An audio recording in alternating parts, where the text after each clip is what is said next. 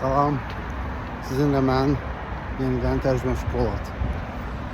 Ümumiyyətlə, bacarıqlarınızı artırmaq istəyirsinizsə, özünüzü gücləndirmək istəyirsinizsə, savadınızı artırmaq istəyirsinizsə, ən əsas məqamlardan biri məhz səhər 5 və 7 arasındakı zamandan düzgün şəkildə istifadə etməkdir.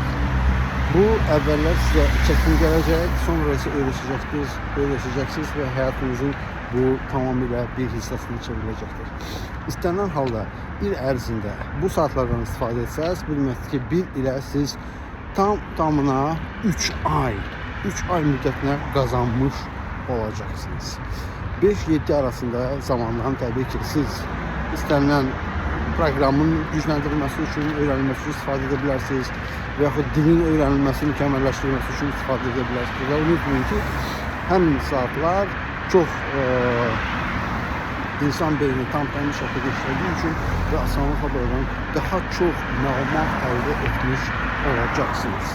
Ona görə də mənim əsas məsləhətim ondan ibarətdir ki, bu saatları tamına dəyərləndirək və özünüzü daha da gücləndirək.